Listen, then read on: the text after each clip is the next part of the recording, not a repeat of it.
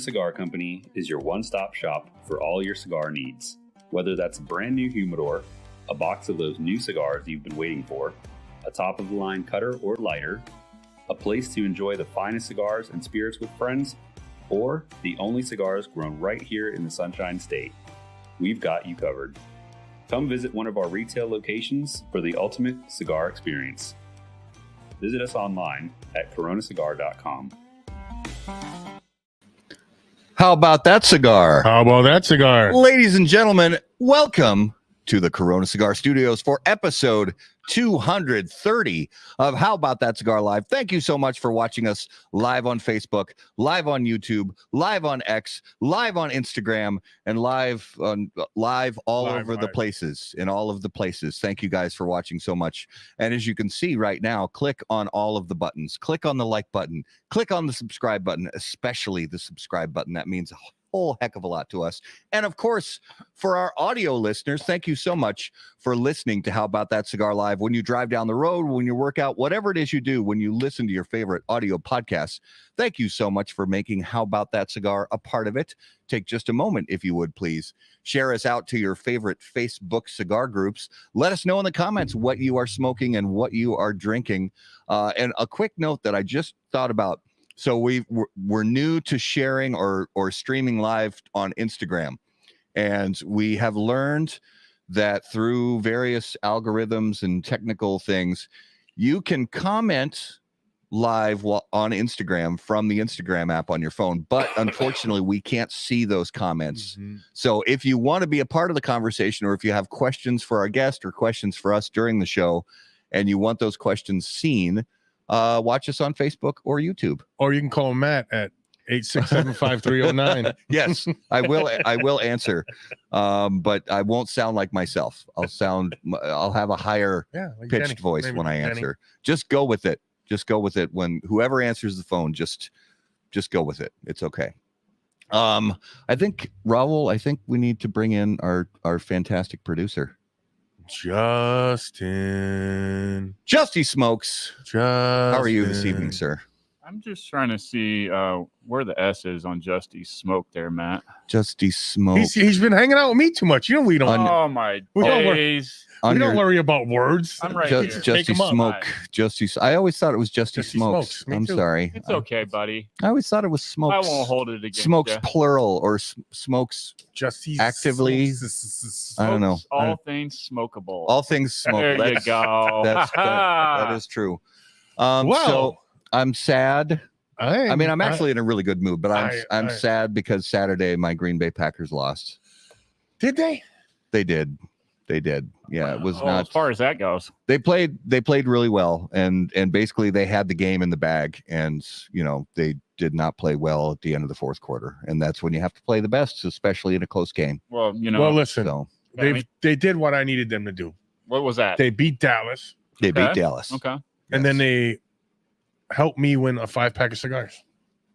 That's true, because Raul and I did have a bet for a 5-pack of cigars. So I gave Raul a nice 5-pack. Unfortunately, we were playing cards and he took 4 back. And I did, yeah. Virgil at Reds, I owe him 1 cigar because I made a bet with him for 1 cigar. So Virgil, if you're watching, I will have that cigar for you next time I'm at Reds Lounge. So playoffs or conference championships are set. We got Detroit versus San Francisco. Yep. Go Detroit, because NFC North, I got to represent NFC North, so I want Detroit. Plus, they've never won a Super Bowl. I want Detroit to win. They're not going to win this one, even if they beat the 49ers. There's a chance. I don't see anybody beating Baltimore and Kansas City. See it. I don't see anybody beating them. I don't either, honestly. I think Baltimore's too good. Well, I mean, the news are already talking about the halftime show, and it's Baltimore and 49ers already, so it's already set. I mean, if you guys didn't you read? I saw that. Yeah. They let the script loose. It's one of those conspiracy theories. Yeah. Somebody left it on a shelf in an airport bathroom, and they're like, "Holy shit!" They left the script here. The Wild still suck. The Minnesota Wild. I'm so sorry for us hockey fans, but the Wilders, they won. I think they won a game last week. Is hockey still a thing this year? But it is still a thing. Okay. But I'm honestly, congratulations to Fleury our fantastic goalie, one of the best goalies of all time. He just tied, actually, he's surpassed now, and he is now the NHL goalie with the second most wins in the history of the league. So congrats to him for that. That's a big milestone. Timberwolves still in first place. So, they're doing okay. Yep. So I think sports wise, I'm going to have to, and I got a little glass here. We don't want to talk sports anymore. Let me lift this up here.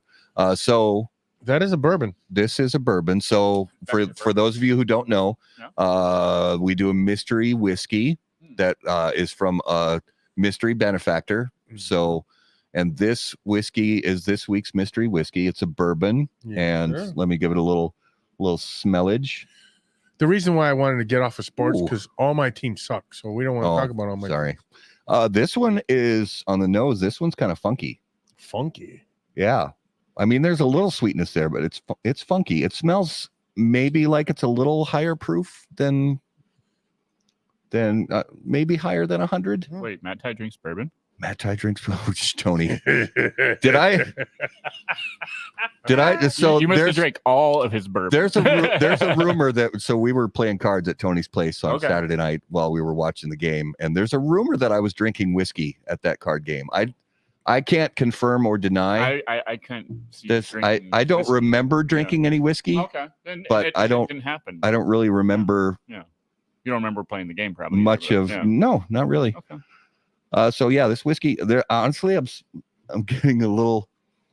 Why is Raul cracking up? What is going on? I don't think he can even speak. He's laughing so hard. Fill us in here. I'm missing. We got there. Okay. We got there, and everybody put their bottle of brandy out. Yeah. And someone there might have been pushing them to make sure that Matt Ty drank a little bit of everything. Oh. Are we talking about this Tony guy, huh? Because Matt Ty had a sober driver. So my plan was to have him bank off the garage when I dropped him off. So you're saying that it's possible, we can't confirm or deny, but it's possible that there was an arrangement made that I drink a lot of whiskey that night. No arrangement. There was give him more. Go ahead. He can have more. And then he did a bad thing, and you let me pour you a couple times. You can't let the sober guy pour you. No, because those pours were healthy. They were heavy. Yeah. All right. So a little. I'm smelling kind of funkiness, like peatiness, almost scotchy, but not really scotchy. Like a lot of oak. Maybe it's gonna sound weird. Peaches. I thought you were gonna say peaches. Something else. No, I wasn't gonna say that. Whatever it is you were thinking, I wasn't gonna say that. I don't know. I think her name was Wendy. Never mind. Boy. Yeah, don't. We'll talk about that later. Yeah. Welcome to Jamaica. Nice to see you. Have a nice day. Have a nice day. Okay, so first taste. Sorry, guys, we're off the rails already. First taste is very pleasant. Honestly, even a little bit more of that peach. It's got heat to it. It seems higher than 100 proof. Little bit of heat to it. Little peaches, oak, vanilla. It's good. I like it so far. So I'll keep drinking it and try to see if I can maybe decipher what this bourbon is. You might get this one. Really? Yeah. I'm not. I don't have a good track record. I think I've only gotten one. True. And that was helped with Dax. From Dax. No. There was another one that I got. I don't remember which one it was. But let's get our guest on the show. I mean, we are going to have a guest tonight, one right? Little thing before that. Don't we need to do something before that? What do we need to do before that? We need to do that little reading right there. This one right here. Yeah, we will. Yeah. Oh. I'm learning this thing slowly but surely. It's only been a couple months. That's all right. That's all right. You're beautiful, baby. It's all good. All right. Let's get into our main segment of the evening and our special guests on How About That Cigar Live, brought to us by our friends at Drew Estate. Originally introduced in 2007, Chateau Real became, not long after the launch of that cigar, this cigar brand mysteriously disappeared, and the story became that only of folklore, legend, and even controversy. Now, Chateau Real makes a triumphant return exclusively at Drew Diplomat Digital Retailers, a luxurious blend crafted to highlight the cigar's Connecticut shade-forward flavor, its balanced blend of well-aged Nicaraguan binder and filler tobaccos are wrapped in a beautiful Connecticut shade wrapper leaf. This cigar is available in Robusto, Toro, and Churchill only at Drew Diplomat online premium cigar retailers, presented in 20-count boxes. For more information, please visit drewestate.com. All right, ladies and gentlemen, watching live on Facebook, watching live on YouTube, join us, please. Put your hands together and welcome to episode 230 of How About That Cigar Live from Camacho Cigars. Jack Heyer, welcome to the show, brother.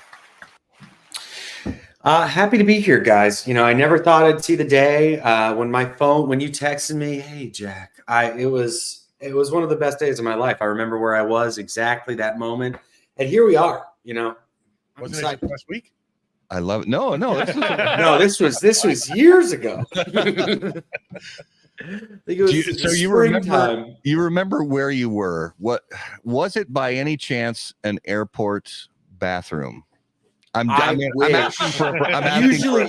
when I think about you, I am in the bathroom, but that's a totally different thing.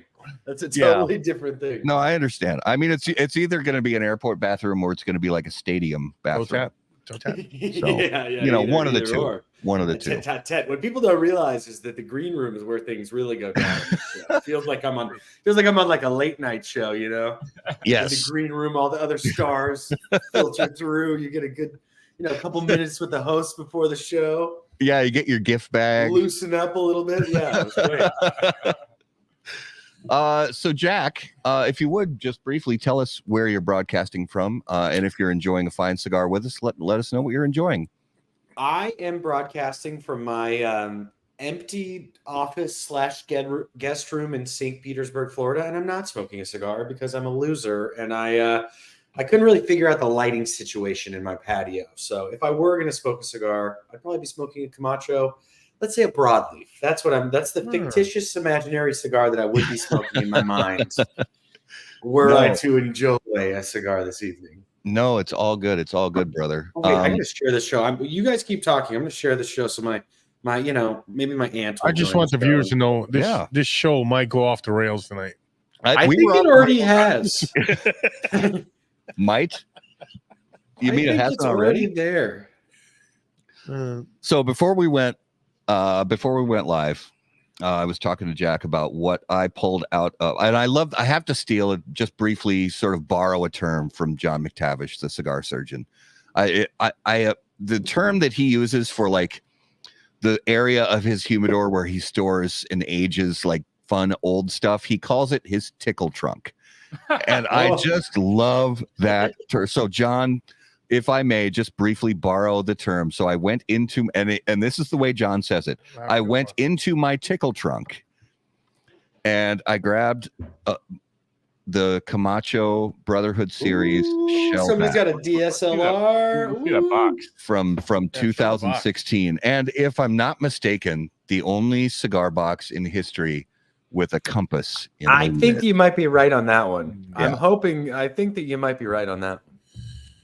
We're all smoking that. Yeah. And it's pretty smooth. It's pretty good. That's a nice cigar. Yeah, that was from the Brotherhood series. We had that one, the Hard Charger, and that was kind of a line of limited editions that we released. You know, Camacho is a big time American brand. We had the Liberty series for years, and that's kind of how it sold internationally. And I still get asked about those cigars to this day, especially if I'm ever traveling anywhere near a base or a military, Fayetteville. Oh yeah, Clarksville, Tennessee. They're like, "Why the hell did you get rid of those?" I said, maybe it's not forever. They could come back. You never know. Yes. I would be happy. Especially this one, the shellback. It's just something about the blend hit me in all the right spots. And I've just always enjoyed this blend. Yeah, so I was even in your tickle trunk. Even in my tickle trunk. Yes. Even in the tickle trunk, rattling around. Specifically there. I love the color green. It reminds me of the Hulk. Yeah. Yeah. Or I was thinking like shellback, maybe Ninja Turtles or something, you know. Kind of, yeah. So I've got a little somebody who wants to come in and say hi. Oh, briefly. Is this his tickle tank right here? Tickle tank.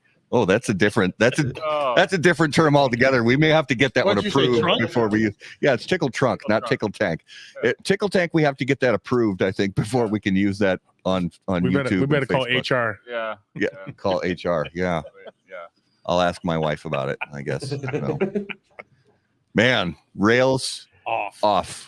Gone. That's Rails. perfect. We don't have to, we can loosen the ties a little Did I bit. We turn don't this have to, camera you on? know. I don't think you did. Did I turn this camera on? That's on. Oh, good. You're good to go. Sorry. Jeez. Off What is the going on here? I think rails. he's still feeling it from last night or whatever the hell night he played poker. That All was right. Saturday night. So let's All right. before I fall off. Yeah, Before there we I go. fall off the cliff, let's get this thing lit up on the He's gonna Dunbarton serenade you Tobacco with and this Trust music, Jack. toast cam. Here we There we go. go. When lighting your cigar, it's important to be patient, pay close attention to detail, and focus on the tobacco. In the same way, Steve Saka brings those same qualities to the ultra-premium cigars of Dunbarton Tobacco and Trust. Patience, close attention, and focus on the tobacco are the qualities that Saka and Dunbarton Tobacco and Trust have become known for. From Silver Mesa to Umbagog, Dunbarton has a blend that will fit your palate, your mood, and any occasion. Visit DunbartonCigars.com to learn more. That music, it's just so enticing. It's sensual. That cam something about you talking while your mouth is closed. I love that. you should try to like animate yourself, kind of like a ghost, like super opaque version of yourself, just like talking while you're. I think that would be a nice touch. Do we remember the blend on this cigar? I should. I'm gonna look it up and pretend like I remember it. There we go. I like that. I am the all-time worst rememberer of blends. So if it's a live skew, I got it perfect. Boom. As soon as I'm not mandatorily, supposed to remember it. It just leaves my brain. And it's gotta be one of the toughest things to remember is all the blend. Well, I can tell you one thing. There's probably some Hunter and Corojo in that cigar. I'd be willing to bet my life on. It's delicious. Mm-hmm. Yeah, I knew some people that back when it came out in 2016, they said, no, the shellback just wasn't for me. And I said, you're nuts. Just all of what you have, just give them to me. Because the blend just hit. And this is from 2016? Yep. Connecticut Broadleaf, Corojo. Oh, okay. Yeah. I think the blend. That sounds about right. The blend speaks. It speaks. You ever seen that what do they call it? Guy that tastes wines? Sommelier. Sommelier. Thank you. You know I'm no good with words. Talking, reading. I'm just here for my looks. There's an old guy and then he puts it in there. You got to get in the mouth. Yeah. Oh, is that the ice cream guy? Yeah. Oh, the ice cream guy is the worst. With the lip smacking and all the that's the worst. You know who is like a blend remembering savant? Joe Grow. Anything that he's ever seen is just like implanted in his brain. And I'll be like, oh yeah, I remember I read that 9 years ago. And I'm like, why are you working in the cigar business? Like, shouldn't you be using that? Shouldn't you be using that brain for like, I don't know, right? Put a toilet into space or something? You guys are savant. Yeah, he remembers all of the things. It's kind of scary. So Jack, one of the things we love to learn about from people is how their cigar journey started. So what was the first time you sat down and fired up a premium cigar? Yeah, I remember it pretty vividly because it was my 18th birthday. I was kind of a shithead teenager. And in my family, it was a big deal. My grandma stopped smoking, and my dad used to chew, and they both quit. And we had a tobacco-free household, and everybody was stoked on that. And then as soon as I could legally purchase tobacco, I did, and just ruined that whole vibe. But I remember I smoked a corncob pipe, and I was like, "Oh, I don't know if I'm getting this. I don't know if I'm doing this right." And then I smoked a cigar. I was like, "This rules. I really like this." So, as I was pretty young at that point, but the next few years and as I went to college, I was kind of like experimenting more. I found a couple good cigar shops, and then, not too long after, a few years down the road, I ended up, I found out that I lived down the street from the Cigar Dojo guys. And that's kind of how we crossed paths in, it must have been 2014, 14, 15. We were talking about before the show. I think, was that your first trip to Nicaragua in 2015? That was my first. That I actually had never even had a passport. I got my passport Really? 2 months before that trip. Yeah. So that's awesome that we share. We were both on each other's first Yeah. trip to Nicaragua, and that was the cigar safari. And it was like, oh my God. I mean, I remember, always thinking I really like cigars. I really, this is a fun thing, but that's when it kind of became more than just a fun hobby for me. It was like, okay, this is my thing. Yeah. And years passed, and I did a lot of travel with the Cigar Dojo, and eventually I was just kind of like, hey, I want to screw this. I want to do this. I don't want to take PTO to do cigar stuff. I just want to get paid to do cigar stuff. And I got really lucky, and kind of, years later, here I am. Well, early on, before I was doing anything cigar media related, I was just a fan, a consumer, and I was pretty much on Cigar Dojo all day, every day. And that was my upbringing, also. Yeah, and you sort of became like the unofficial mascot, unofficial co-host of Cigar Dojo Smoke Night Live, and how did that come to pass? Where, I mean, you lived close, but then did you just like say, hey, could I come over? Or did you just show up one? Yes, kind of that. Well, it's funny because I actually, it was not that long ago that I changed your contact name in my phone. From your screen name was a huge nerd. Yeah. So I changed it from a huge nerd to your name.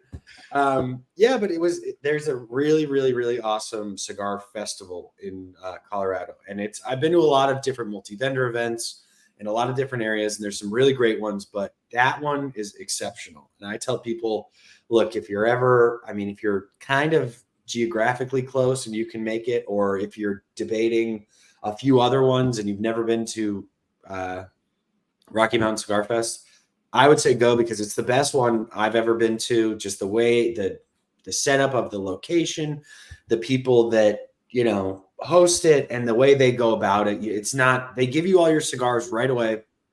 It's a great deal. You get your bag, and then you can just have a great day. You're not going around trading tickets for this or that. And I'd gone to college for a couple of years up in Fort Collins, and that was when I was on the dojo pretty heavily. And when I came back, they're like, hey, we live in Lakewood. I was in Littleton, which is, both suburbs of Denver, 20 minutes apart.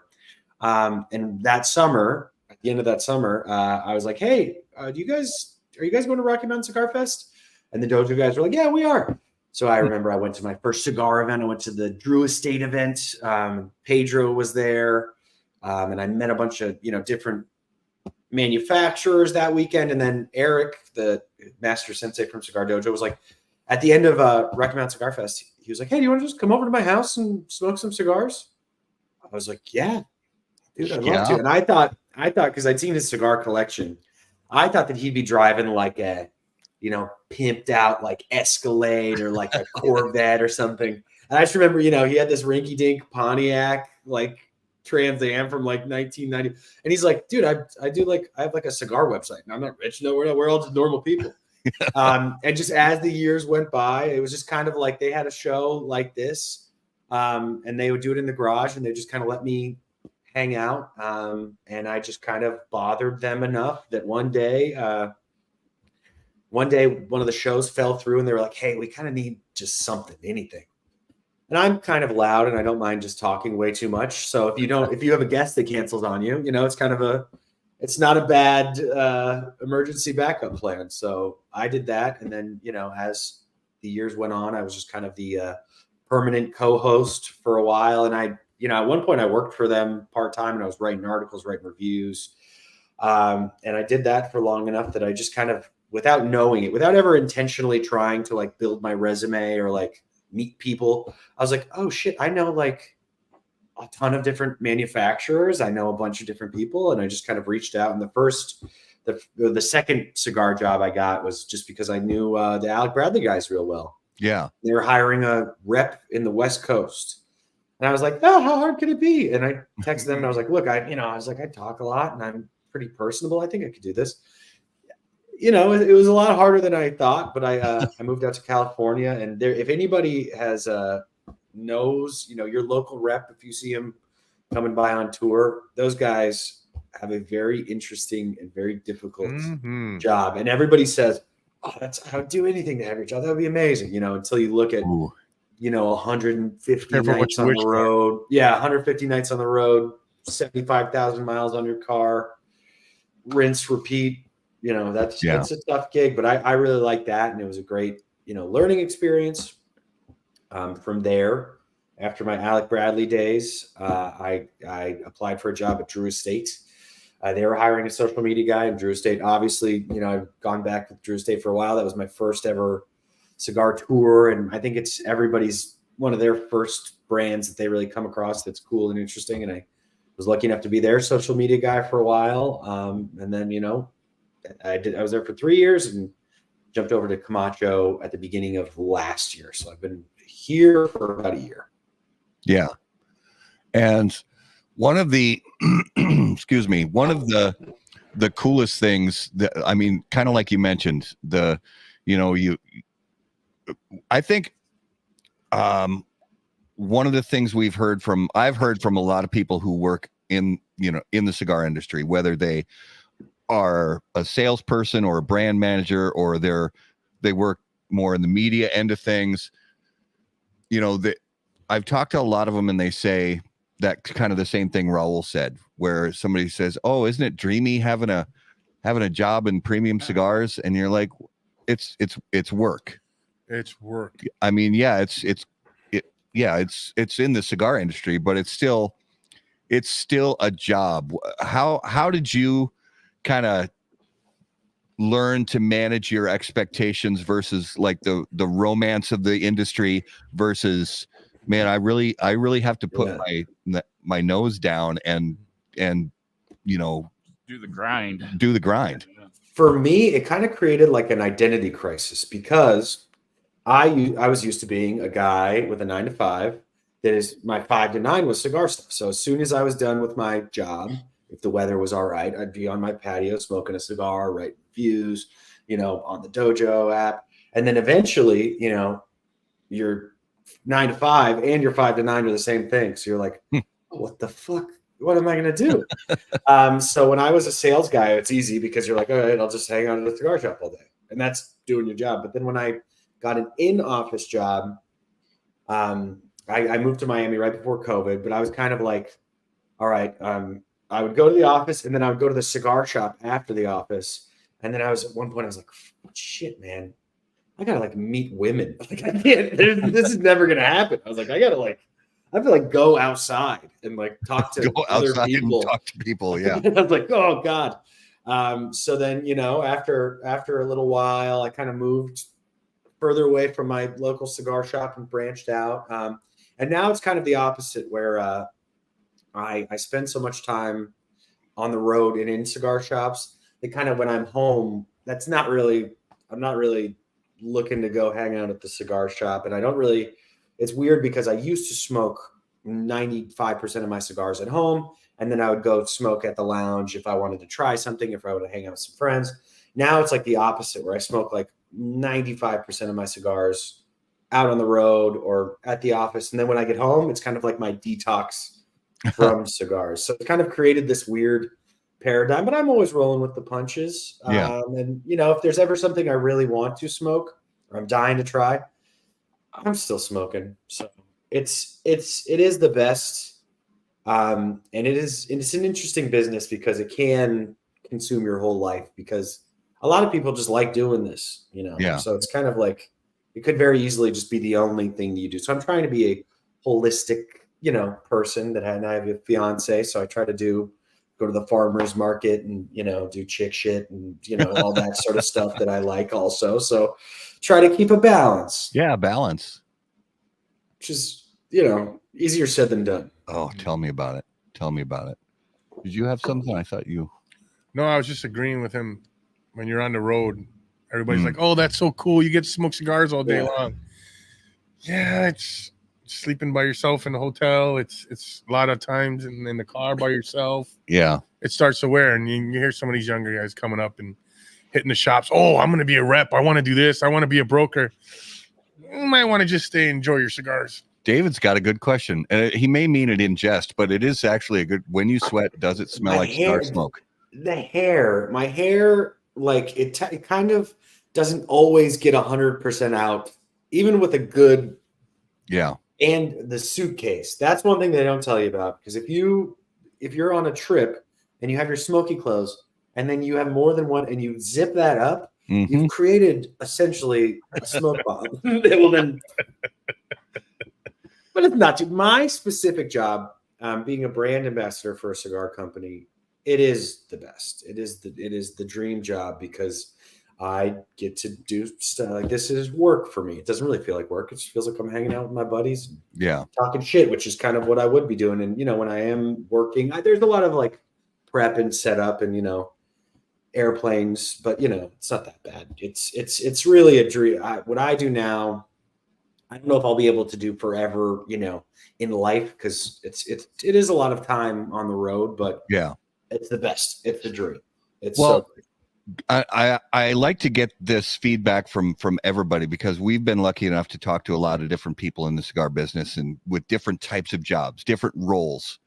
And one of the things, sort of the office space moment is, and I'll ask you, what would you say you do here? Meaning, like, take us through a day in the life, like, of an ambassador, of a brand ambassador, a brand activation manager, or you wake up in the morning and take us through that day for you. It's kind of like it depends on the time of year. It's cyclical. Yeah. So us, probably like every other company or every other, we have the planning part of the year, the executing part of the year, and then like this little pocket in between where it's like Christmas. And then so right now at the beginning of the year, you are executing or setting up all the plans you came up with last year.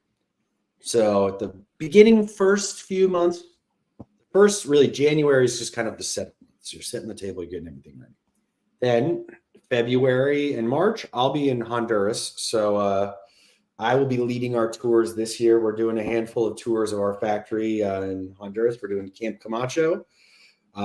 This year, we're all booked up. In the future, I'd like us to open it up to the public again and have some people, that are watching the show or, join us. But this year, we have a handful of retailers that are coming down that have been preordained that we either owed trips to or, were promised this year. And then the next phase is all the events that we roll out this year. So a lot of companies are different, a lot of different ways to do different things. But essentially, our sales guys go out. We pick out a bunch of stuff, cool stuff, develop a whole program, and then our sales guys say, "Hey, we want to do an event with your store. Do you want to do this event?" "Yes, you want to do this event." "Okay, we book it. We put it on the calendar." Then they fill it up. Last year I had 50. This year I'll have 50, and then my factory tours, and then my multi-vendor events. Yeah. So what does that look like? It depends on the day. There's some weeks where I just will have no events, which is nice. Yeah. And there's some weeks where on Wednesday I'm in Virginia Beach, on Friday I'm in Iowa, and on Sunday I'm in Orlando. And you just kind of beep, bop, bop, beep, bop. We try to space them out at least a day in advance so I can get to the next one. But what does that look like? What happens with me is I'm flying to wherever the rep is. He picks me up. We go around stores. I'm handing out cigars to people, answering questions about Camacho. Maybe people have issues or questions, or they want to say, "Hey, we love it," or "Hey, this used to be so much better," or the store saying, "Hey, we're having a hard time selling this." And I'm just kind of talking to them about that. And then we have an event that night or an experience where we're doing, it could be different every year. Last year we did barbecue, and we gave away a flamethrower, and then we gave away an electric bicycle. Nice. It just kind of always changes. So what does it look like this year?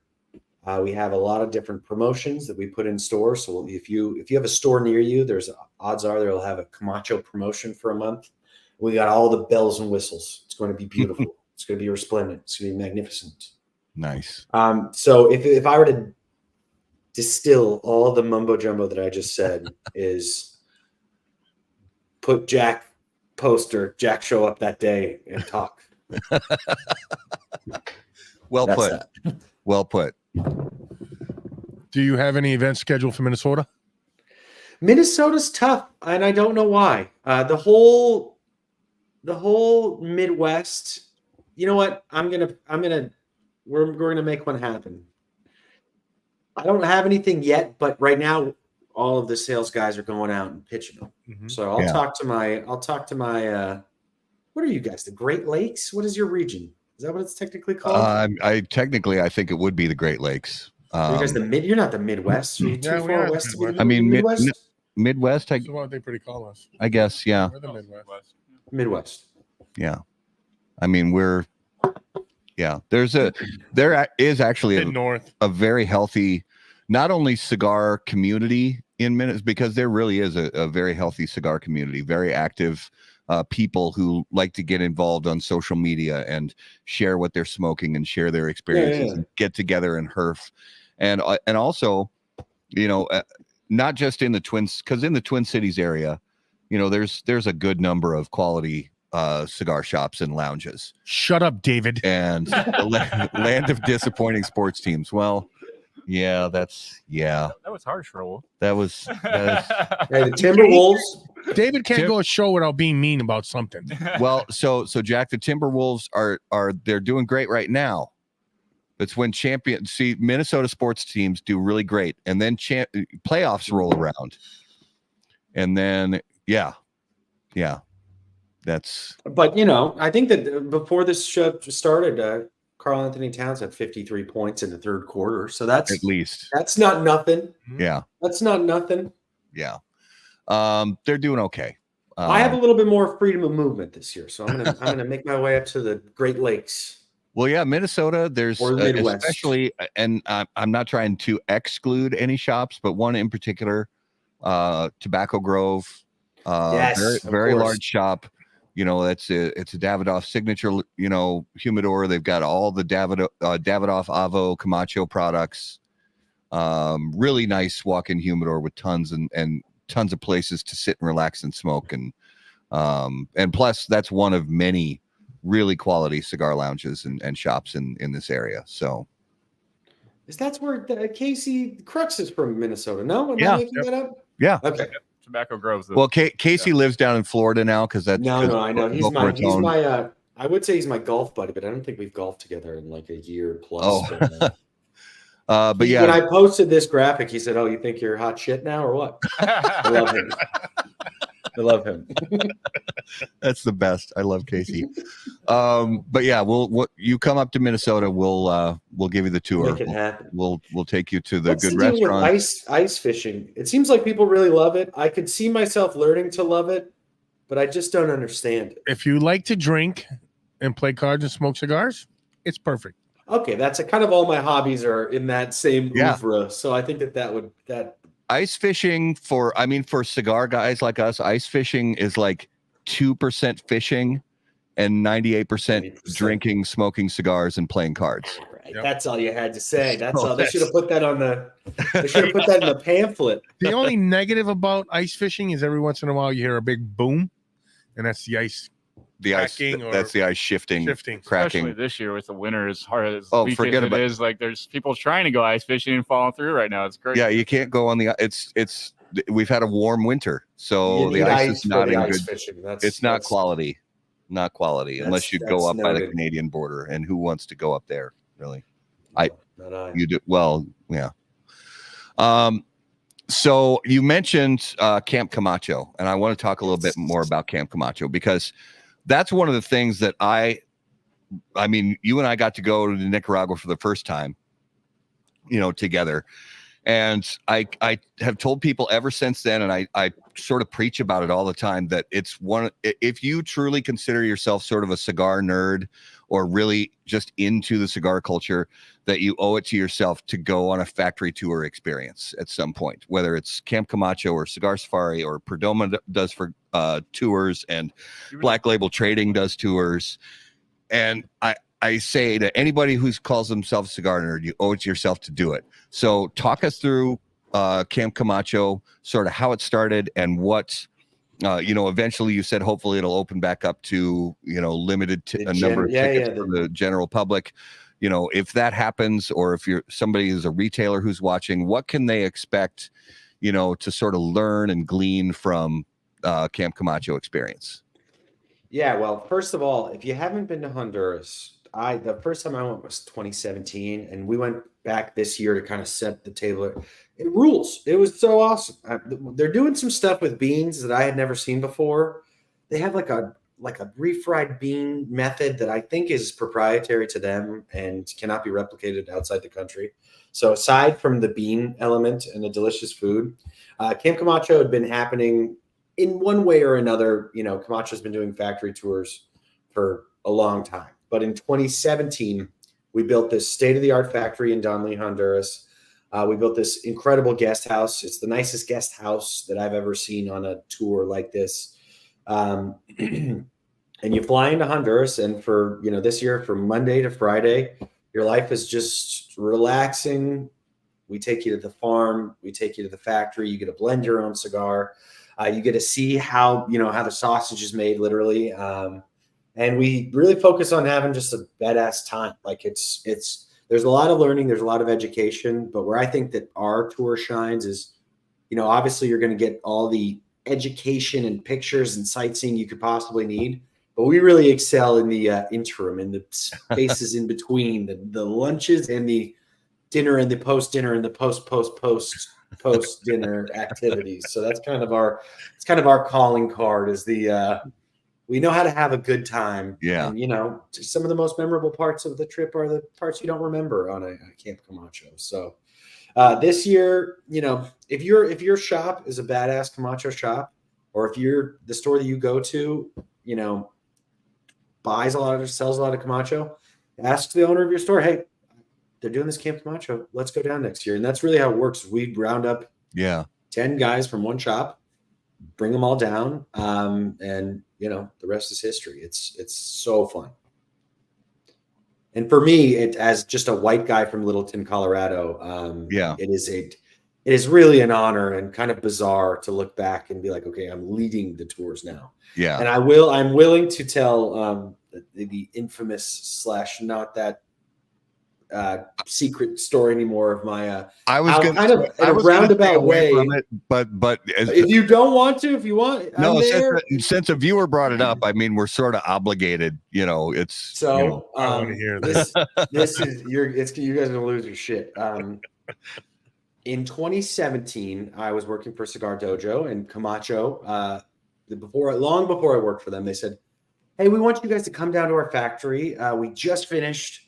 We've taken a guy around, but we haven't done a tour. So it was us 4 guys, and they're like, we kind of want you guys to be our guinea pigs and kind of see, we want to test out the system. So the first night, I was overserved by myself. And I wake up the next day at breakfast, and I'm just like, and Scott Colasaire, who still works Davidoff, was like, do you remember all the shit you were saying last night? I was like, oh, I am sorry. He's like, no, it was hilarious. He said, you did promise us, though, that you were going to get a Camacho tattoo. He's like, are you still in? I was like, you know what? I was like, I don't know if this is last night talking, but I think I'm in.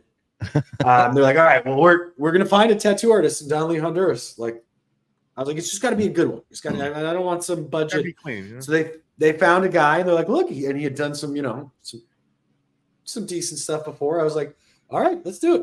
And they're like, all right, he's coming tomorrow. Like, last chance to back out. I said, okay, I have some terms. I was like, I want a first-class flight back.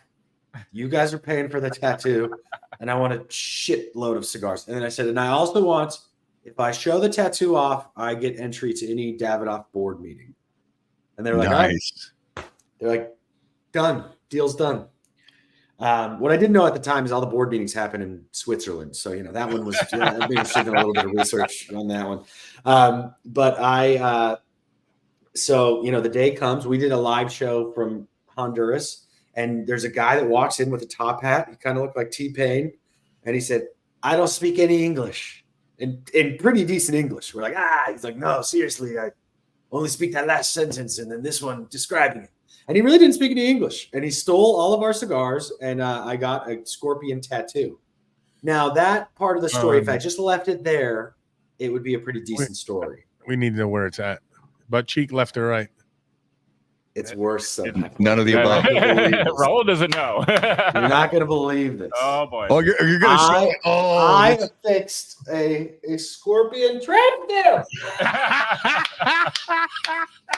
And I'm actually wearing Charlie Brown Christmas sweats. I didn't think that those were going to make an appearance on the show. So I got, and this is, when you're listening to me tell my cigar career, if you did a quick timeline in your head, I got the tattoo in 2017, and then I got a job with Alec Bradley, and then I got a job with Drew Estate. So people are like, "Oh, why would you leave Drew Estate? It sounds amazing." It's like, well, I already got the fucking tattoo. I needed the Camacho job. It's a volunteer gig. I'm not even getting paid for this. Oh goodness. Yeah, that I actually watched that live. I remember when Eric started streaming that on Facebook, and I'm watching it live, and I honestly, as I'm watching it, I'm like, this is a bit. They're making this. This is not really happening. I had my roommates at the time kicked my door in when I got home because they thought that I was faking it. They thought that I had like elaborately.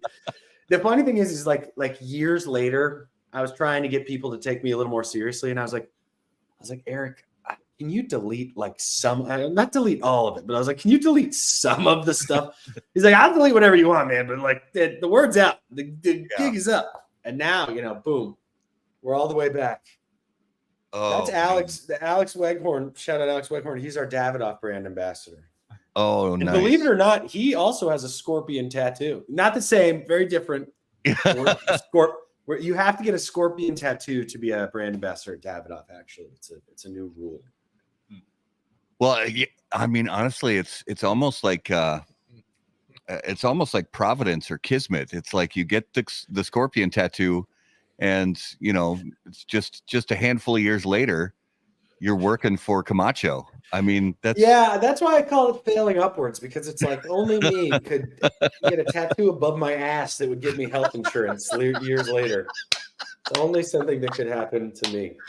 That's kind of why I need to hang on to this gig for at least a while, because it's permanent. Well, one of the things that I want to check in on too is because we talked about we're smoking the Shellback, which is from the Brotherhood series. No, go ahead. Get up to the mic so we can hear you. I still am not over the tramp tattoo. I usually don't get. Raul is mesmerized because Raul's got a lot of ink, but he does not have a scorpion tramp stamp. Not a lot of us. Speechless for a couple minutes. That's fucking remarkable. It's absolutely insane that really did happen. I tried to start a Facebook group of like straight dudes with ironic tramp stamps a few years back, but did not get a lot of entrance. It was just me waiting for my brothers. Oh, do you have any other tattoos besides that? I have a tattoo. I have a tattoo of a cross on my breast that I got before that. And I started what I called Operation Beer Fridge after the tramp stamp. And Operation Beer Fridge was a very sophisticated operation in which I paid thousands of dollars for just random tattoos to be placed on my back. So now it looks like the scorpion tramp stamp just happens to be another one. Okay. So I have a bunch of other tattoos that are actually very nicely done. And this was all Operation Beer Fridge was in an effort to get chicks. Because I just had the tramp stamp. When you just have tramp stamp, that's kind of tough. When you have several, it's like, oh, here's a badass dude that just ran out of room. Yeah. A couple things that I messed up. I was supposed to also get jacked at the time. That one didn't really follow through with that one. So, and then I met my fiance during this and just kind of gave up on the whole. I was like, I'm never lifting a weight again or getting another tattoo. Who cares? Job's done. Mission success. All right, so I just can't help myself, and I'm sorry, Jack. I gotta get personal here. How do you broach that conversation with your new girlfriend? This Oh, actually, by the way, this you're actually eventually going to is see me with my shirt off, so we got to talk about something. this is actually a question that I get asked a lot, which is it's you would think you have to decide early on. You're like, okay, you're like, do they think I'm funny? Because if they don't, the whole thing's probably gonna fall. And then you're like, sometimes it's kind of like a chicken or an egg. It's like, okay, do we think I'm taking my shirt off at any moment? Which, hey, awesome. But so then you kind of got to like pick the right time. It's kind of like ice fishing. You got to make sure you have the right level of thickness to the ice, and you got to be patient. And then I usually say like, hey, do you have any tattoos, or do you ever, follow through with dares? Because I have a really funny story. And then there has been times where it's kind of like it's fallen on deaf ears, where you're like, oh shit. All right, that didn't really work out. And then, David has a good point. He said, what is she doing behind you anyways? You could try that method where it's just dark and you just try to kind of like use shadows of light and see how long you can make it before you. When you went to show me your breast tattoo, I would have gave $100 to say that would have been a little polo for us. Oh, the polo. Oh, yeah. To go along with the That would have been a good one. That would have been a good one too. Yeah, there was a time after that where JC Newman actually seriously and kind of jokingly offered to buy ad space on my human body. Their marketing team is really fun, but they were like, hey, we're looking to buy some ads with Cigar Dojo. What is that? Like, what does Jack getting a tattoo look like?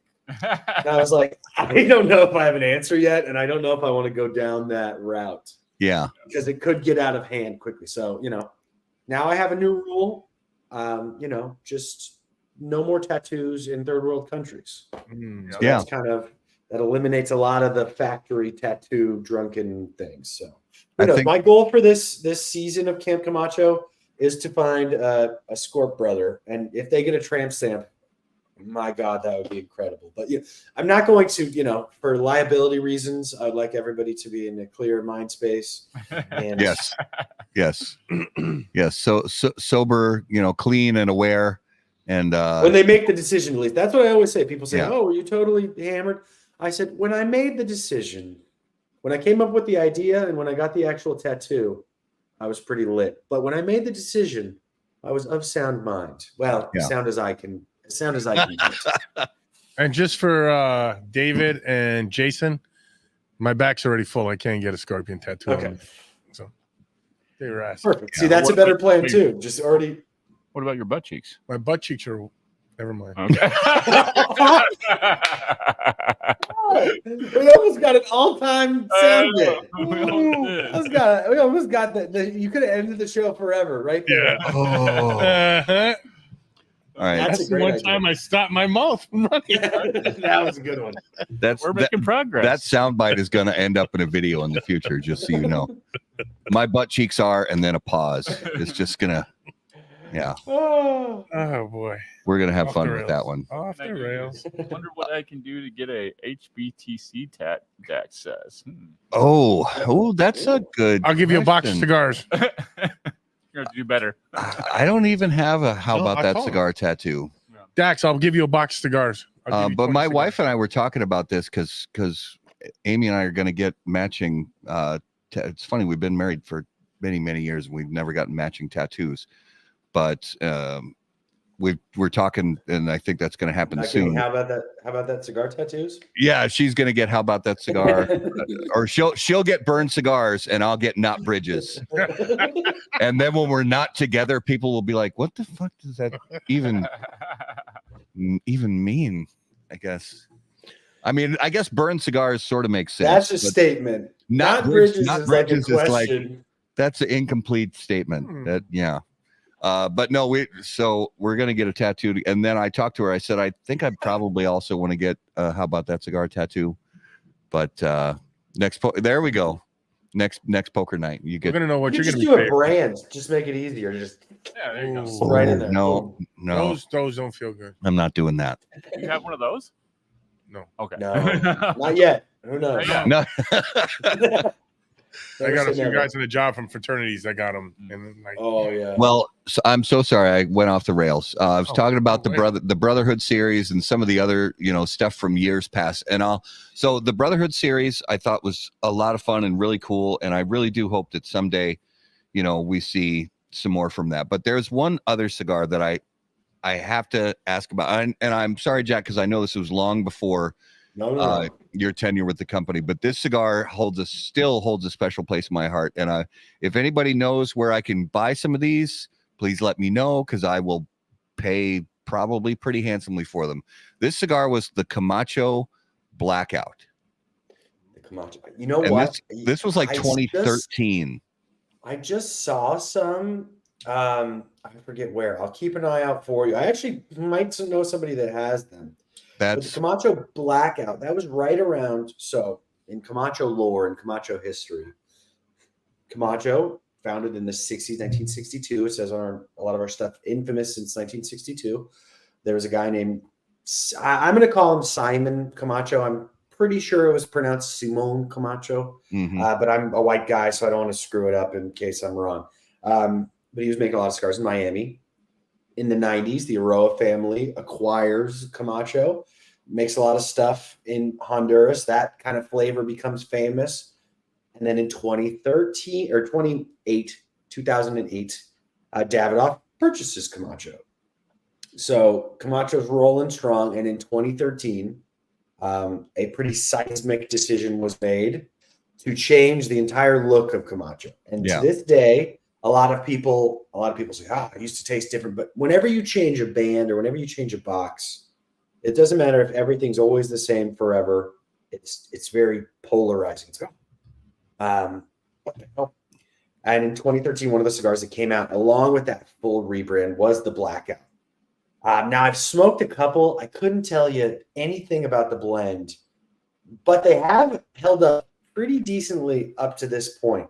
I'm going to look up the Blackout. I just remember it being a powerhouse. It had that classic Camacho flavor, where it was powerful. It was deep. It was rich. It was intense. It had it was black writing and design over a dark gray band. So you could almost barely read it, but it just looked so badass and tasted fantastic. Yeah, I smoked one for the first time this year. And one thing that surprises me about our cigars, because one thing people really like to do is give me cigars from, 2004 or 2000 and shop owners. I think it's really cool to be able to try that old stuff. And a lot of the times in my experience, if you get longer than, it just depends, 5, 6, 7, 8, 9, anywhere in that range, you kind of, for me at least, I lose a lot of what it was intended to be. And something that's nice about our cigars is they're known for being pretty bold, pretty strong, pretty amped up. And they maintain that for a long time, long afterwards. And I've smoked some diplomas from a zillion years ago. I've smoked a little bit of everything. And it's that I don't know if it's something with Honduran cigars or something with the Corojo, but it lends itself decently well to aging for, 5, 6, 7, 8, 9, 10, 15, 20 years. I don't know what it is. I'm not an agronomist or any sort of expert, but I don't know. Tobacconist, maybe. Well, I know enough to be dangerous. Just looking on the old interwebs here.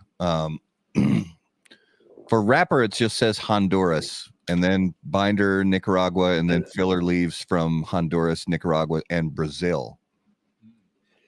Brazil, we love Brazil. I think I know, no promises, but I think I know how to get my hands on maybe just a few, and I'll share the wealth. I appreciate that. That's and those, and it's fun too, because it's got to be fun for a company knowing that you have some brands that aren't active anymore, that are sort of, they're available if you wanted to resurrect a brand. If you wanted to say, look, that was a fun project back in the day, and I really think that would speak to our customers again today. That's got to be. I mean, does that happen on a semi-regular basis throughout the year? Yeah, well, we're owned. Camacho's owned by Davidoff. I Yeah. mean, if you look at some of the Davidoff limited editions from this last year, some of the releases from last year, a lot of those are kind of like that, where you just go back in the Wayback Machine and you find a really cool blend that you haven't done in a while, and you know pop it back out. For Camacho, this year is the least SKUs that we've had in a long time. So we really narrowed it down because it's difficult. Our rebrand was 10 years ago, so it's not new enough to be new. And then we had a lot of limited editions that are kind of like, you got to find the right balance. So what we decided to do is just go back to the basics, let people try our core lines. And you do have a lot of those stuff. And it's a difficult position to be in sometimes, because when you release something on a limited basis, if somebody loves it, that's great, sells out quick. But then you kind of are left with are you bringing that back? We've had some hits throughout the years. I mean, the Distillery series, American Barrel Aged, Nicaraguan Barrel Aged, people really like those. The Criollo, people really liked. So we have a lot of tools in our tool case. For this next year, I think that we'll probably stick to the plays as they're laid out. But there are, I mean, especially with a company like Camacho that's been around for a long time, has a lot of different options and things. And things are a little bit different now with the FDA ruling. But I'm not a lawyer, so I don't know what the hell's going on. But we do have a ton from which to choose. Yeah. Well, and also this year, or within this last year, the big push was the Camacho broadleaf, and yes. that really was a different, because a lot of cigar consumers, a lot of cigar nerds like us, we hear broadleaf and a very specific kind of thing comes into our heads, but this is kind of a reimagining of broadleaf being from a country and a region that we're not really used to. So talk us through a little bit and there's one. The broadleaf was fascinating for me for many reasons. When I think broadleaf, I think Connecticut. Yeah. Mm-hmm. Connecticut broadleaf, a lot of the ones that I've had on the market are kind of different versions of the same, it's kind of like different versions of the same song, which is a good thing. They all taste very full bodied, I get a little peppery, this and that. So when I started Camacho, hey, we're coming out with a broadleaf this year. I don't have samples right now, but you'll try some samples later. So, the Camacho line is kind of various levels of strength. We have the Connecticut, which is the most mild, but it's not totally mild. We have the Ecuador, which is the next tick up, Nicaragua, medium plus. And then we have some ass kickers in the Corojo, the Triple Maduro. So I was kind of thinking of it in that way, where like if the Connecticut's like a 4 or 5 on the strength scale, and then Ecuador's like a 5 or a 6, and the Nicaragua's a 6 or a 7, and then the rest are like 8 or 9 or 9 or 10. I'm like, man, where are we going to fit, just from a profile standpoint, where are we going to fit this cigar in?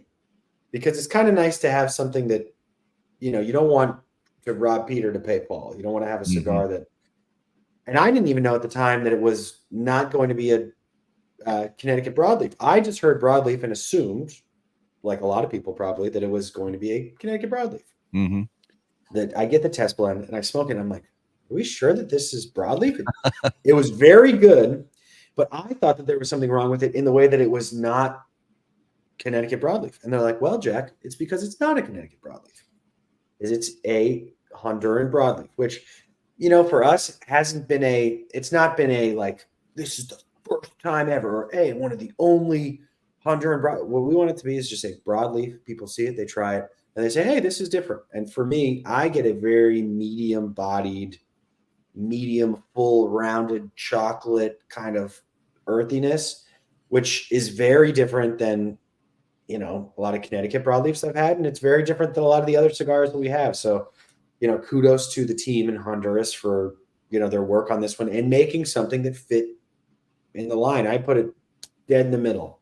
And I say, if you like the Connecticut and you're looking to jump up to something a little bit more oomph, broadleaf's perfect. Or hey, if you like a full-bodied cigar, but this is your first cigar of the day, try the broadleaf. And it's really a nice smoke. And that's the only cigar in our line, and maybe the only cigar on earth that the 660 is my favorite size, which is very weird because I'm kind of a purist. I don't know. I just don't like Gordos. It's just not my thing. If people like them, thank you. Obviously, a lot of people like them because we make a ton of them.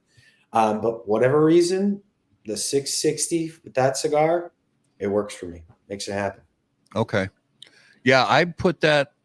I mean, just everybody's palate's different, and we say that all the time. But for me, like in the lineup, if I was going to do like a strength, lineup of Camachos, for me personally, the Camacho broadleaf is just barely has more body and strength than the Camacho Nicaragua.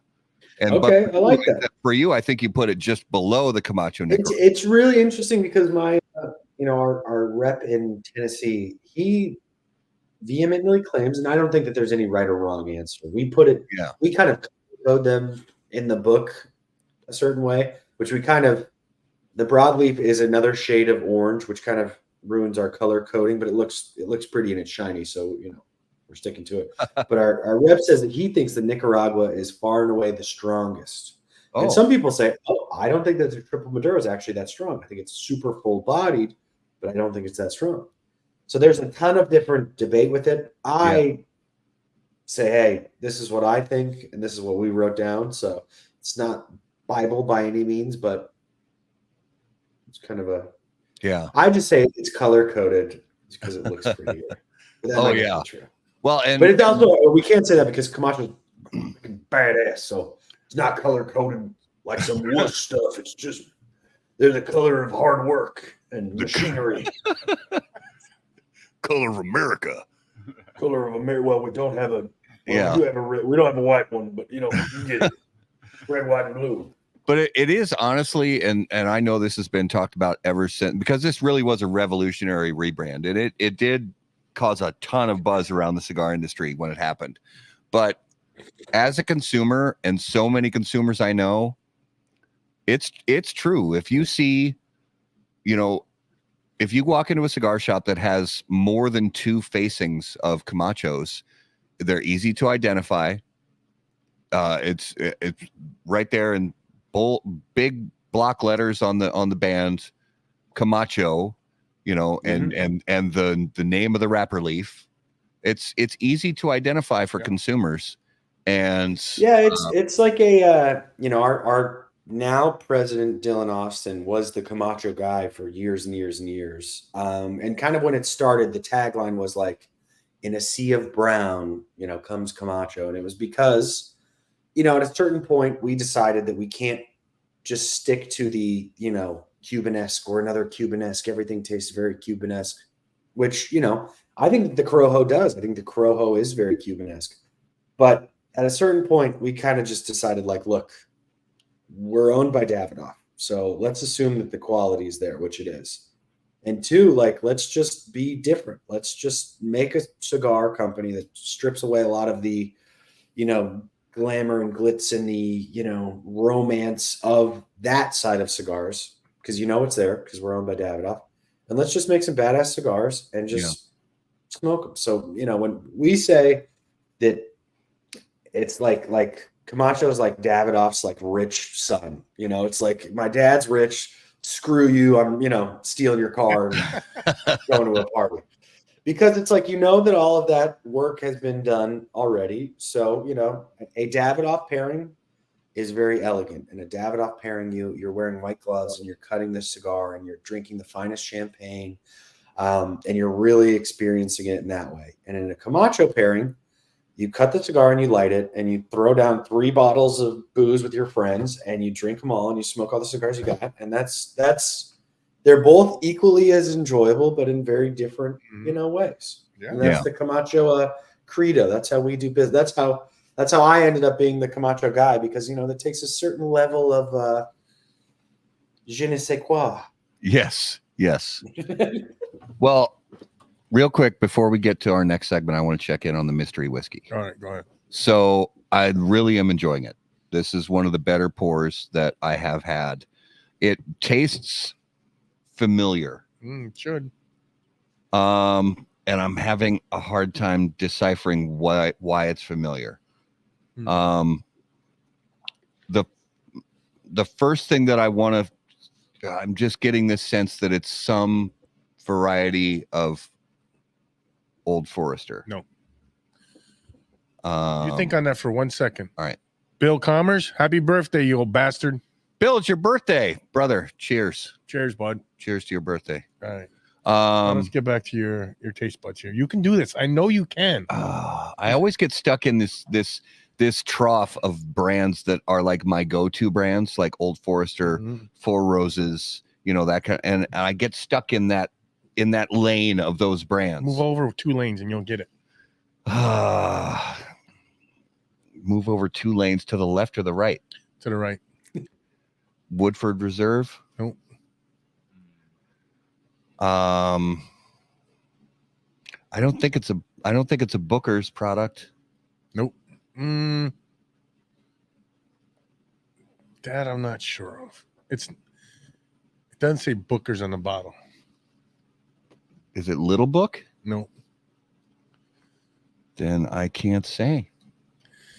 Tell me what it is. It is. See, I remembered finally. I always wait until we're doing the closing comments of the show, and Raul's like, "Damn it, you got to talk about the whiskey." So I finally remembered at the midway point. Oh, Bill's smoking a Davidoff late hour and a Diet Pepsi tonight. Nice. Well done, Bill. Living. Bill. How old are you now, Bill? Yeah, how old are you? I think you just turned 21. I think 21. Yeah. Bill just turned 21. E.H. Taylor, Oh, single barrel. How did you miss that one? Come on, Matt. I really thought he'd get that one. Oh, I was. You're Yeah, so I was. close. I was all over the road with it. It's really good. Mm. I've got a bottle of. No, that's the small batch back there. This is the single barrel. Yes. Oh, see, that was you said wow, that's a right. big one. You said right, and I should have gone left. Yeah. You know I'm dyslexic. Jack, if you ever come here and do the show with us live, we'll make sure you'll be leaving. You will be well taken care of. I have no doubt of that.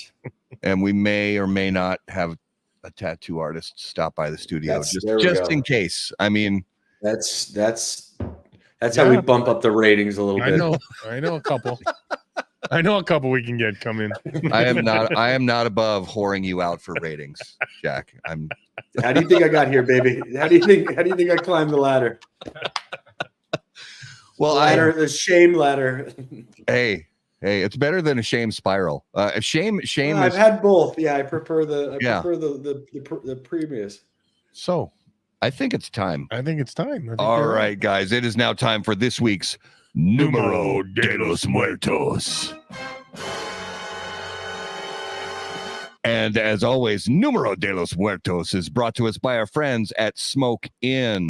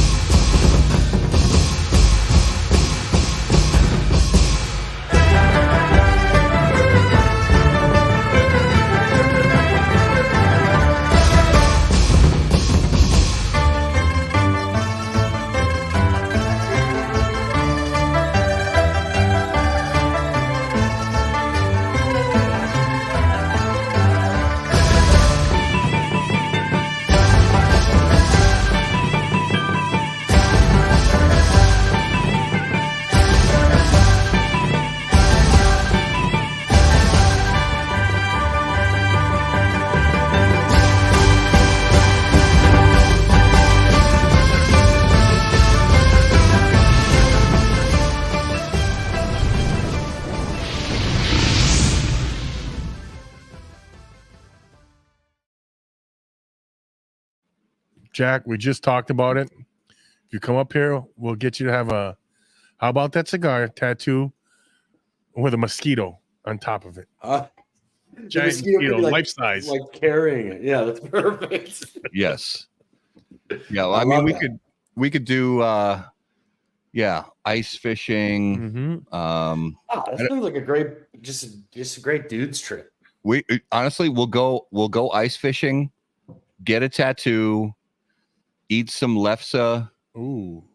Wow. And I mean, we'll just Leave do a it. change, man. While you're on the ice. We'll do all the Minnesota things. Yes. Basically, that's while great. you're here. Good evening, Chad. Chad. What's up, So Chad? this week's Numero de los Muertos. What do you got for us, Matt? All right, this week the number is 30. 30. 30. 30. Dirty 30 people on average. 30 people per year die from this. Bad tattoos in foreign countries. Oh wow. Oh, sadly, I bet that number's higher. Oh. What about cheese curds? No, not cheese curds. No. Microwaves falling on them. Good guess. No. People who die from a tramp stamp. Oh. No, it's not food related. Not food related? Not food related. Are vehicles involved? Vehicles are not involved. Is it a workplace accident? It is not a workplace accident. Okay. So this is on land? Yes. Is alcohol involved? I mean, technically it could be, but it's not. I mean, alcohol, anytime something bad happens, alcohol could be Some involved. kind of substance is usually involved, Yeah. right? Yeah. But it's not directly correlated. What do you got, Jack? You got anything? He said good guess when I said microwaves falling on, but was that like warm? No, that's not warm. It just means that's probably That's probably around one. the same number. Okay. No, it's probably one I'm going to steal and use on a future show. Okay.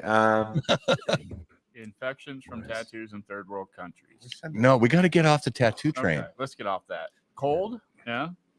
Farm related. Not farm related. Massage related. Randy Griggs says, can they meet Jack there? Yeah. Okay. Heaven. Randy, you got to come to Minnesota too.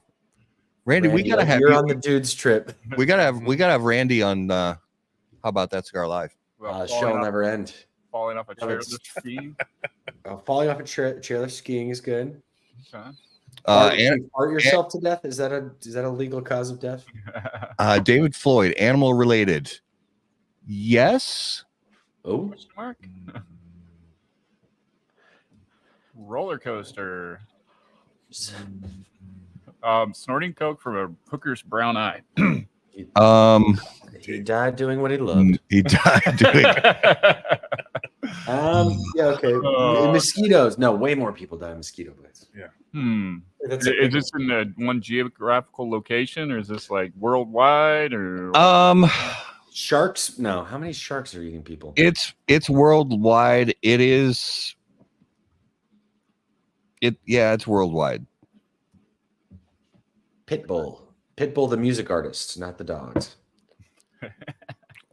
From listening to Pitbull music, Another one. they pump their arm so much listening to Pitbull music that they get They don't pump their arms doing Pitbull music. they burst a blood vessel in their arm and they die. Pitbull's all the way. Kangaroo. I feel like sorry, snake bites. There's a lot of snake. no, This is the last thing. ice fishing? No, not a snake bite. Not kangaroos. Oh, autoerotic Those are asphyxiation. Oh, is that Skip? That's no. That's David Jason. Carradine. Poor little Oh. Jason. Yeah. No, that's Poor- Skip's favorite answer. Poor little back row Jason. Go sit in the back, Jason. So there is a creature involved. It's It's Yeah. a parasite that Sasquatch? swims up your penis. no, it's not a parasite that swims up your penis. Oh wow. All right. Koalas. Not koalas. Oh, or it's some sort of. People eaten by wolves. No, not wolves. Trampling. Bears. Trampling. No, Sasquatch. Hippos. Hippos. not hippos. are mean Hippos. sons of bitches. Are they? Is it hunting? Hippos actually kill a lot of people, I think. Yeah, they Hippos do. do. We did hippos on the show ages ago. They're mean sons of bitches. People They're falling mean. into water while ice fishing. That's not too bad. No, That it's might not be- It's not cats. Matt Ty hurt his shoulder listening to Pitbull. I That was a different kind of. I hurt my Different kind of shoulder. shoulder. I This is hurt more my shoulder tennis picking elbow. up a coffee cup. I mean, that's Deers. it's not deer. Trampoline accidents. Not trampoline accidents. Not bears. Not bears. Not spiders. Wolverines. Not wolverines. Is this a There's wild chinchillas. animal that we're talking about here, or is this like a It's- domesticated? It's thing? not a domesticated creature. Okay, but can it be domesticated? Ooh. No, it can't be domestic. A Well, honey badger. 'Cause I they don't give mean, a fuck. Owls? not owls. Not. It is not a winged creature. Okay, moose related. Moose? Meese. Meese. Meese. Meese. Wild. Scorpion? Somebody said scorpion. Not a scorpion. That was. That should have That would been. have been a great one. We have done scorpion Is stings this on the show. animal Bats? American continent? You can this animal can be found on 3 continents: Is it- Antelope. North America, Africa, and Asia. Okay. Bats? Different variety Elephants? of animal. Wild dogs. It's a very small animal. Bats? Guinea pigs. Ants. Ants. Ants. Ants. Ants? What? All right. Ants kill on average 30 people per year. That's got to be the worst. There are over 280 different species of ants that can kill, and the fire ant and siafu ants of Africa are among the most deadly. Since they live in colonies up to 20 million strong, once an attack begins, ants can easily overpower their prey. Most reports of human deaths are due to people falling asleep near an anthill and succumbing to anaphylactic shock from countless bites Wow. filled with venom. Which is the one in the Americas that can kill you? Then? They have fire ants in America too, but they're not as deadly as the fire ants in Africa and Asia. So those are murder ants. Yeah, they have. I mean, they have like the ones. If you've ever gotten into fire ants in the southern United States, they very, very painful bites, and they do have venom, but their venom amount is way lower than the ones in Africa and Asia. They have to be in Florida because everything. else kills you in Texas Florida. is where I got into them once. I was a teenager and got into fire ants, and that was not fun. No fun. When you go camping and you lay out your sleeping bag, make sure there's no fire ant hills Well, anywhere obviously nearby. it woke you up. That I wasn't I wasn't asleep, Oh, but no, I was just walking and kicking up dust, and some of the dust I kicked up turned out to be a fire ant hill. That was really stupid. Don't do what I Tony do. says, but did you die? But but did you? yeah, but did you die? He did die. This is just like the Sixth Sense. He's been dead the whole time. Totally. So that was this week's That was Numero de los Muertos. That collar is kicking your ass. I know it keeps curling in and like tickling the bottom of my beard, and I'm If like, you, would if you you really wanted to, you could have a pet ant. If you really you wanted could, to. yeah. That's why I was saying domesticated. I was like, sort of, because people have the those, anthill things. yeah, the ant farms in the glass, and When I was a really bad teenager, we used to do this thing where we would, if you could get a bee that was kind of alive, you could have a pet bee.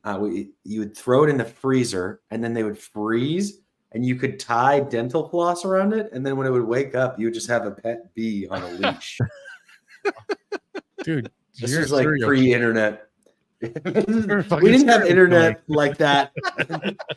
It was like the internet days where like if your mom was on the phone, you couldn't be on the internet. So we were torturing bees. a pet bee on a leash. That sounds like a cigar name. I think that actually already came out. Pet bee on a leash. I think that's been done. That's been done. That's been done. All right, let's jump into the lightning round.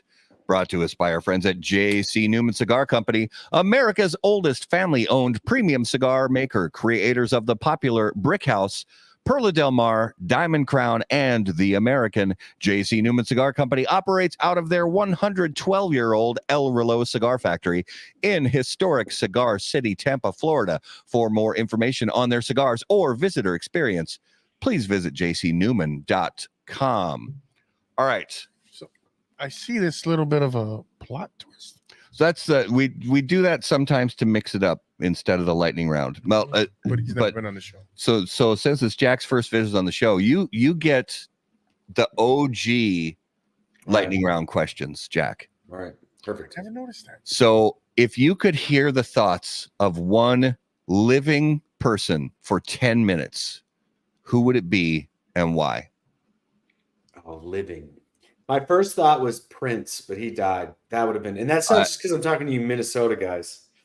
Ric Flair, I can't imagine. And current day Ric Flair, especially, I actually can't. I don't know if you've seen what he's got going on lately. I can't imagine what's going on in there. I just want to see what's going on in there. Yeah. Backup answer. I know you're not allowed to do backup answers. Antonio Brown, because he's kind of like off the wall right now. I just want to kind of hang out in his room up there for 10 minutes and just see what he's got. Yeah, it's the ones that are just ever so slightly off the rails. Yeah. You know, that you want to hear from. You want to know what's going on inside those gray cells. I do. Joe Biden. I said slightly off the rails. I said slightly. All right, Jack. 10 minutes in peace. Jack, if you were about to get into a fight, Fisticuff. what would your soundtrack music be? Danger Zone. Highway to the Danger Zone. But I would for sure lose the fight. So it would probably be, my second answer is always better than my first answer. Well, you could do Danger Zone, but you know how on Jimmy Fallon he'll play like popular songs on little kids like schoolroom instruments. It would be Highway to the Danger Zone played on a little kid's like school xylophone for your fight scene. That just would the be song for the person that's about to beat me up. Like, hey man, hope you get out whatever you need to get out. I'm sorry, I'm not your dad, man. You can Keep going. I'll hold your head right. all right, Justin. You know the one. This one. Okay. All right, Jack, you ready? The zombies are coming. You get 3 people to be part of your zombie apocalypse survival squad from the cigar industry. Who do you pick and why? Okay, I'm trying to think who are like the biggest like gun guys. I can't think of that many. I mean, there's a lot of cigar gun guy. Omar from Fratello is 57 feet tall, and I'm confident that I can maybe beat him in a foot race. So that for 2 reasons. 1, I feel like he could bat a lot of them away. 2, if he falls, I feel like it's going to take them like an hour to eat him. He's my first answer. By that same logic, actually now, and then I'm thinking longer, Steve Saka is number 2. Just going to be able to beat him in a foot race. That's the sacrificial lamb. Who's a big gun guy? I'm trying to think, or who's like an ex-military guy that probably has a lot of guns. Oh, you know who it is. I can't think of a good. I can't think of a good gun person. Look on your screen. Oh yeah, Matt Booth. That's exactly right. Yes. Honorable mention Casey from Crux because he came up tonight, but he owns many firearms also. Nice. Yeah, nice. Matt Booth would be great too because he's also crazy. So he'd be kind of a good person to like in a post-apocalyptic world. You kind of want somebody that's a little, it's a couple screws loose to kind of, for well, and entertainment. somebody we had on, I can't remember who it was, but somebody was like, Boofy would just seduce the zombies. Yeah. Like and trance them into like this love state where they were just like so starstruck and like, sick with longing that they wouldn't even want to eat brains anymore. These are not the They'd want to eat some other part of Boofy. And we're not going to go there, but the art. Yeah, exactly. So I want you to, yours, right? Yeah. You gotta throw this one out. So, what is the most overrated and underrated fast food out there? Not because I think it's bad, but these are a good answer. I lived in California for a year. The most overrated is In-N-Out. In-N-Out is very good still, but it's just too highly rated. If you're waiting in line for hours to try any fast food, you're wrong. And underrated on the same token, there's a place West Coast specific. It's called The Habit Burger. Ooh. It's equally as good, and it'll take you like 5 seconds. And on the maybe a general. Now this gets me a lot of heat, but Arby's is not that bad. It's pretty good. You know, I agree with you. Thing. People hate Arby's. Arby's is not that bad. I agree with you. Arby's sauce is I like a the curly very fries. underrated sauce. Yeah, curly fries, Arby's sauce, very underrated. Yeah, honestly, take that damn. If I'm eating roast beef, it ain't gonna be from Arby's. Take that damn cheese sauce that they put on the beef and cheddar. I'll put that on brownies. I'll put that on apple pie. Listen, I'll put that on anything. It's not that bad. Yeah, think about my answer. I just said, if I'm eating roast beef, it's not going to be from Arby's. Oh, jeez. I would say this is a family show, but it's not a family show. We're long past that. All right, Rails are gone. I have to throw this other one in there too, because I thought about it today, and I didn't even type it on my list, but I thought about it today, and I thought, oh, this would be a good lightning round question. All right, so in the world of movies, what do you think is, as far as the ones you've seen or heard about, what do you think is the best movie remake, and what do you think is the worst movie remake? Okay, the best movie remake. Does it have to be a movie remake, or like they turn it into a series? I'll say straight up remake. Okay. Like a movie that was already made that they made again. Yeah. Look, I just got into slightly an argument with Coop over this same topic, but because I'm not that old, so I didn't even know that there was an original Ocean's 11. I didn't know. Did you guys talk about that on his show a few days ago? No, but he always yells at me about the article. I wrote an article about the cigar industry Ocean's 11. I love that article. Yes, so he always yells at me. Not saying the old one was bad, but Ocean's 11, the new one, incredible movie. Yeah. Incredible movie. So I think that's a really good remake. What was the second part?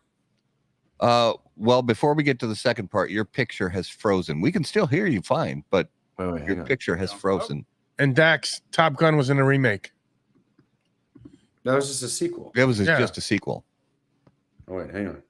I'm still here. Hang on. I'm turning my camera off and back on. Blip blip. Hang on, we're buffering. Doesn't everybody love technology and buffering and internet? You can imagine. This is kind of the opposite of your commercial earlier, where my mouth is. I didn't know that was a remake. Reservoir Dogs was a remake? No. That was no. I didn't think that was. Dax, have you been drinking tonight, buddy? I'm paralyzed. My entire screen is frozen. That's strange. Well, we can still hear you fine. Well, should I exit and come back, or try that? Yeah, exit and try it. Bounce out of the studio and then come back in. Yeah. All right, coming right. So yeah, try another one, Dak. Both those are wrong. Those weren't remakes.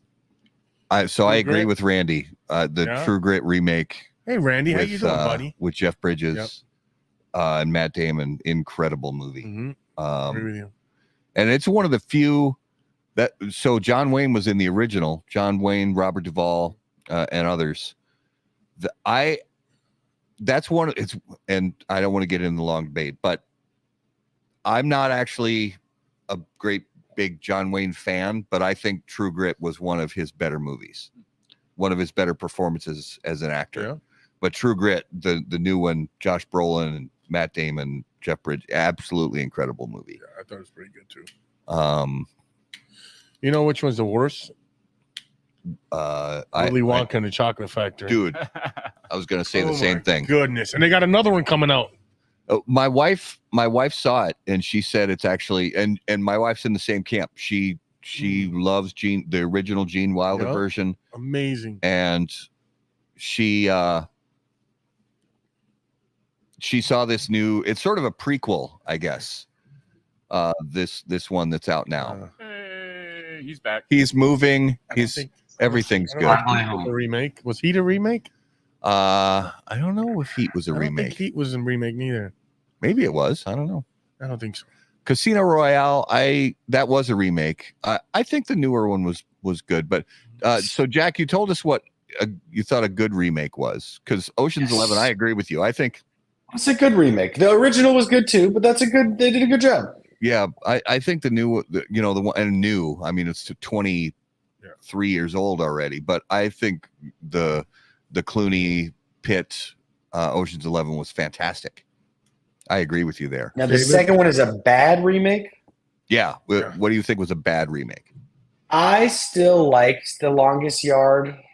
I still liked the Adam Sandler Longest Yard, but it was not as good as the other one. I think we can all admit that is the case. Yeah, I thought the Adam Sandler one was okay. Definitely not my favorite Adam Sandler movie. Well, there's 900 bad ones. Yeah, there's 900 bad remakes. I think that could be an entire show of like, why did you need to do it? Actually, every single movie that's coming out right now is like, did we need another? Did we really? Yeah. We did need another Dune. Dune. The new Dune was good. Yeah. The new Dune. Actually, that's a good answer because the first one, that's one of my favorite books of all time. And the first one was criminally bad. Whoa. It's got a cult classic. I didn't think it was criminally bad. I thought, honestly, at the time, I was like, this is a cool movie. And then I watched it, many, many years later. I went, this is shit. Have you ever seen the documentary? It's on Netflix, or it was on Netflix. I honestly watch it once a year. The old one? The old one, and then I watch the new one. Okay. Yeah, there's a really cool documentary called Jodorowsky's Dune, and it's about this crazy director that he tried to make Dune first. And he built this dream team. He was going to have Pink Floyd do the soundtrack before Pink Floyd had released like a studio album. It's crazy. Every person that he picked, he had what was his name? Geiger, the guy that did all the stuff for Alien, was doing all the props. You gotta watch Jodorowsky's Dune. Nice. I'll check that out. All right, let's jump into this week's Notable Smokable, and we have a new sponsor for Notable Smokable, and that sponsor is none other than Don Doroteo Cigars. Don Doroteo is a brand with both purpose and passion, dedicated to creating change from within. By developing their own land, they are able to own the entire process through the life cycle of the plant. They methodically carry out each step, ensuring that the final product is of the finest quality. The new Salt of the Earth lines, Piedra Viva and Piedra Angular, are available now at Don Doroteo retail partners. For more information, please visit dondoroteo.com. All right. Notable Smokable. So, Jack, each week, all of us name a cigar on the show that we've smoked recently that was notable to us. Now, this could be a cigar that's been on the market for decades that we tried for the first time in a very long time, or a cigar that's brand new to the market that we smoked for the first time ever. Now, obviously, being with Camacho, you smoke a lot of Camacho stuff, but if you get a chance from time to time to step outside of your own brand portfolio, is there something you smoked recently that really stood out? Well, I was talking to you guys before the show. Today I smoked the Winston Churchill Late Hour Petite Panatella, which is a big, long bunch of words, but it's a brand new tin, which is Winston Churchill Late Hour, but in a tiny little, walkabout format. And the Late Hour is a killer cigar, but that, I mean, just having it in like a little 15, 20, 30 minute, Yes. Unreal. So good. Absolutely. Justin, what was a notable for you this week? This week I was at my fiance's her dad's 72nd birthday party on Saturday. So nice. Smoke a couple good cigars with him and celebrate. So it was the one that stood out that night was the Crown Heads La Vereda. Oh yeah, nice. Try that one. There was a solid stick from Crown Heads. I'll have to try another one or two of those again. Yeah, very cool. Raul. Well, I was gonna say the cigar that you were gonna say. You can still if you want to, but honestly, I got to go with the Shellback. This is pretty damn good. I'm glad you guys like it. Justin, what do you think of it? I'm already done with it, but I loved it. It was good. Yeah, nice. Good flavor. Yeah, I mean, being from, what is that, 7-8 years old now? They've aged really well. They still got plenty of. It's solid. I mean, got some pop. Got some pop to them. Yeah. I'm glad I you really guys like this. them. Yeah. Nice. Thank you. I appreciate it. Well, I mean, yeah, I'm loving that cigar on the show right now. But on on Saturday, we went to Smolder down in St. Peter, Minnesota, before we went to a card game where I may or may not have had some whiskey. But I got the new SBC 22 from Postania Cigars, surrounded by champions. It was a nice blend. I'll be honest, the first inch or so of the cigar, I was thinking, I don't know what's happening here. This is weird. I don't think this works. And then all of a sudden, it just everything opened up, and all the flavors and aromas just started lining up just in the right spots. I really like the blend a lot, and it's got that super cool neon, colors on the band, kind of like the green, not unlike this, but really nice cigar from Postania. For my notable this week. And that we will be having a review coming out on that soon. Yeah, there's going to be a review coming to How About That Cigar not too long from now. So that was this week's Notable Smokables. Let's jump into our coming attractions. Coming attractions, of course, brought to us by our friends at AJ Fernandez. Born and raised in Cuba, AJ Fernandez now produces unparalleled premium cigars in Esteli, Nicaragua. The AJ Fernandez portfolio of cigars provides blend, strength, and flavor profiles to match the preferences of any premium cigar consumer. Whether it's New World, Dias de Gloria, San Lotano, Enclave, or Bellas Artes, you are sure to be satisfied with a premium cigar from AJ Fernandez. All right, guys, coming up next week on the show, January 29th, we have none other than Mickey Pegg from All Saints Cigars. So take a nap before the show. We're going to be up late for that one. Starting out the month of February on the 5th, we have Nate Beck from Bovida. He'll actually be live right here in the How About That Cigar Studios. And then February 12th, we have Ian Reith from Dapper Cigars making a return appearance on How About That Cigar Live, and much more coming after that. We're going to be at the PCA trade show as well coming up in March, and we'll let you guys know more about that. But Jack, thank you so much for being on How About That Cigar Live, my friend. It's been an absolute pleasure. Gentlemen, what a treat. You want to tell our listeners where we can find you and all that good stuff? Give us the lowdown. Where can they find out everything about Camacho Cigars? Follow Camacho Cigars on Instagram. My Instagram is Jack's Cigar Burner. It's like a burner Instagram, but for my cigars. You get it? That's really I love it. I was laughing at that last night because I was trying to find your old one, and I was like, "Wait, what?" Well, I had in 2012. I got the Instagram for @Cigar Journal, just the word Cigar Journal. Wow! And I was like, "That's great," because at the time I was like, "This is my cigar journal," and everybody that I've worked for has been like, yeah, well, you can't use that because there's a magazine with that same name. So come up with something else. I was like, damn it. So one of these days, I'm still, still squatting on that intellectual property. But yeah, go to your cigar shop, smoke some Camacho, and we're gonna have a lot of different promotions and really cool stuff this year. So keep an eye out. You'll see it. Nice. Well, thank you, brother, for being on the show. We appreciate it and had a blast with you as always. And if we don't see you in Minnesota soon, hopefully we'll see you. Yeah, we got to plan our fishing trip, so I'm on it. I'll work on it. All right, thank you, brother. Take it easy, brother.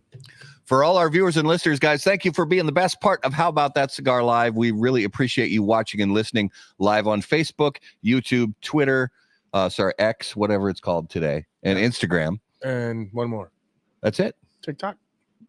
TikTok's not live. We don't. No TikTok. That's not live. No, they're working on it. They're working on it. All right. Do you have those? I'm just seeing in the future, and we'll get it. Yeah, have your people call our people, and we'll get it worked out. We'll get it worked out. Guys, we really appreciate watching. If you have any questions for us, you can email any of us at the website, howaboutthatcigar.com. Find us on all your favorite social media platform at HBT Cigar. And when you're on those social media platforms, it helps us out so much if you take just a second and click on the like button and the subscribe button. It really does mean a lot to us. And of course, if you listen to How About That Cigar on your favorite audio podcast platform, that means the absolute world to us. Thank you for giving us your time. Thank you to all our sponsors, all our viewers. And you know what it means, guys. We have we have just loved bringing the show to you, and we're going to keep doing it. For Raul and Justin and myself, and for our special guest, Jack Heyer from Davidoff Cigars, thank you guys so much for watching. And of course, until we see you next time, burn cigars, not bridges. See you guys.